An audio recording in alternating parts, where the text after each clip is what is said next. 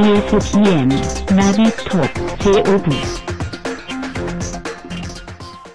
맨발걷기대회는 매년 5월경에 이제 남산 수안호를 걷는 네. 행사인데요.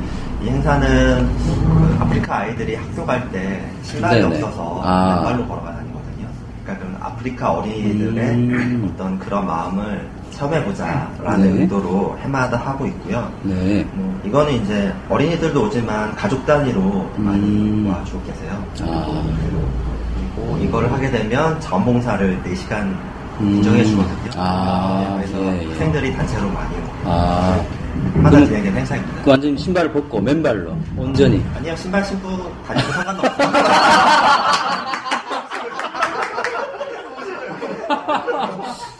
그러면 뭐 4시간을 2시간 인정해주나요? 신발 벗으면 6시간. 그렇죠. 네.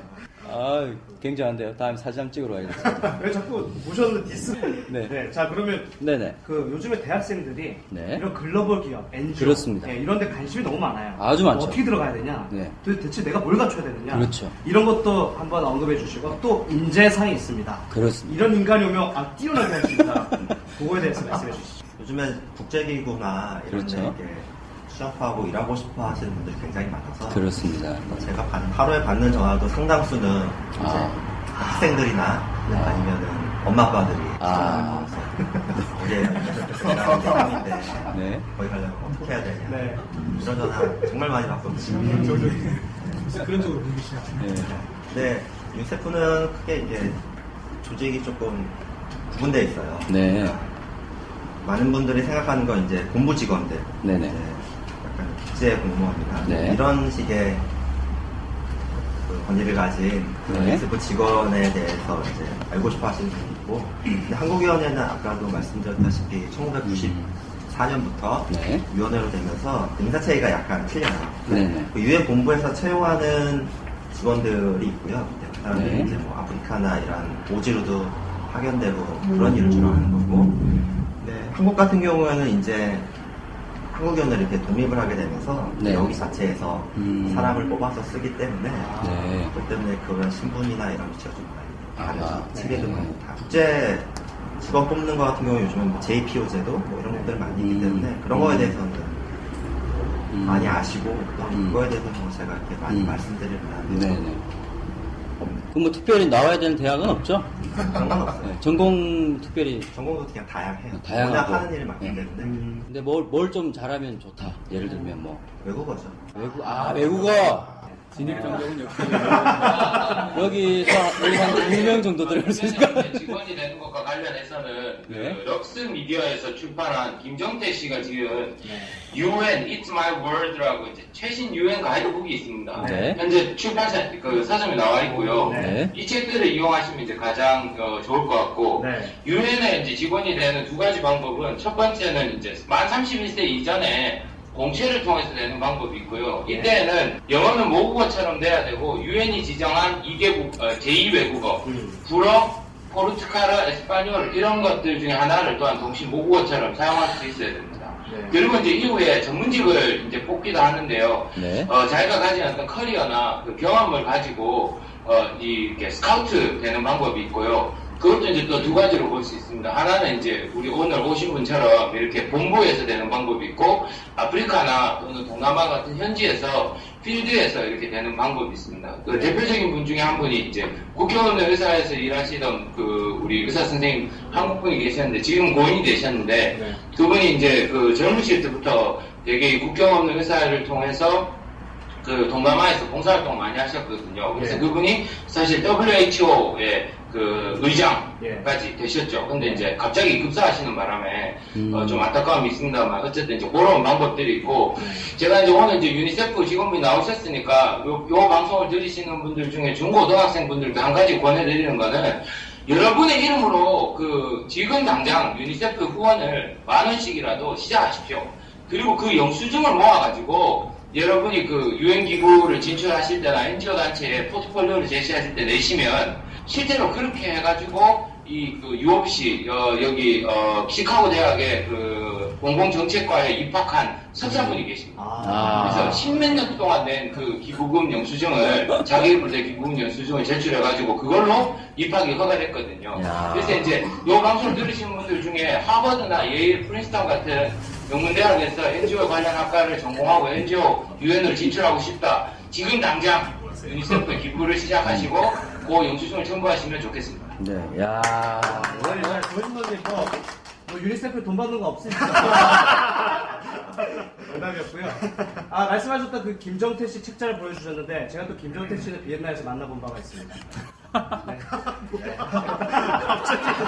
깜짝 놀랐어. 김정태 씨는 뭐 다 우리 페이스북 친구 아닙니까? 그리고 바바드 유루스와의 아침 식사를 서울 지점을 제가 운영할 거니까요. 참고하시고요. 연락 주시고 다음 질문 가겠습니다. 네, 또 이제 또 새롭게 들어가시는 방법도 설명을 해주셨지만 이게 저희가 나비토크를 통해서 매셨던 분들 중에 그럼요. 일반 기업에 계셨다가 옮기신 분들이 상당하지 않습니까? 그럼요. 또 오늘 오신 장성윤 게스트분들 또 같은 케이스고 또 추측해 본 건데 단순히 외적 동기, 그러니까 뭐 이렇게 돈을 번다든지 뭐 그런 것만으로는 도저히 일할 뭐 그런 어떤 모티베이션이 안 생길 것 같습니다. 그러면 이제 또 내적 동기에 의해서 또 움직이지 않으시겠습니까? 또 그렇다 보면은 보람도 느껴야 되고, 그렇죠. 그 보람을 느낀 사례라든지, 혹은 이제 또 하신 캠페인이나 이런 것들 가운데서 또 저희 사회적 문제를 해결하려는 많은 사람들에게 귀감이 될 만한 그런 사례가 있으면 또 얘기를 좀 해주시면 좋겠습니다. 역시 끝자락이라 제가 몇 가지를 좀 생각해 봤는데요. 저는 제가 했던 것 중에서 조금 기억에 남는 그런 일들을 조금 말씀을 드릴게요. 제가 프린터를 하나 해온 게 있는데, 프린터를 한 게 있는데, 그거는 제가 유니세프 처음 왔을 때, 그 개인 혼자 개발부에 있을 때, 선하고 관련된 일을 했었어요. 근데 그때 거의 막바지 때 제가 했던 일 중에 하나인데, 그 내용은 이제 고영 씨라는 분이 젊은 나이인데 그 유산을 기부하는 그런 관련 기사거든요.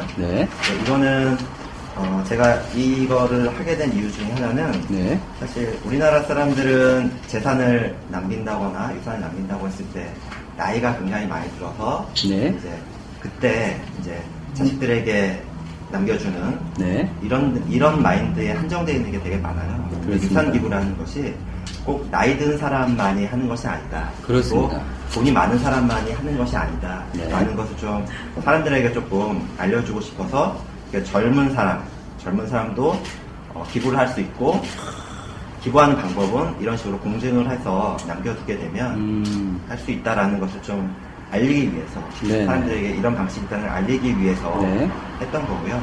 그래가지고 이제 사람들에게 많이 알려지게 돼서 지금은 뭐 꼭 내가 나이가 많이 들어서 내 자식에게 주겠다라는 것 이외에도 사람들이 조금씩 이제 유산을 이런 사회단체나 이런 공익단체에 기부하는 것들이 조금씩 들어가는 것 같아요.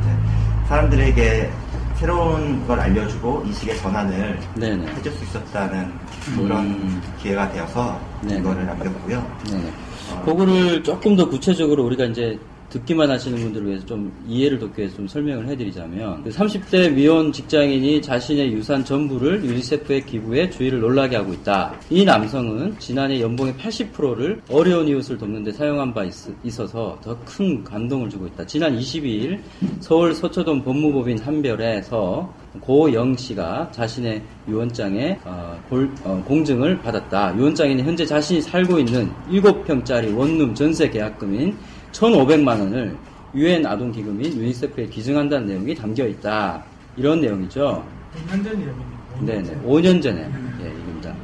그래서 뭐, 사실 뭐 전세 계약금을 빼서 뭐 기부를 하겠다 이런 생각조차도 지금 못하고 있는 상황이고, 또 아무리 우리가 뭐 저기 마지막 순간이라 할지라도 그런 생각을 안 하잖아요. 청년들이 젊은이들에게 또 우리같이 이제 세상을 바꾸고 싶어하는, 또 사회적 문제를 해결하려고 하는 많은 젊은이들에게 귀감이 되는 이런 기사를 소개를 올렸습니다.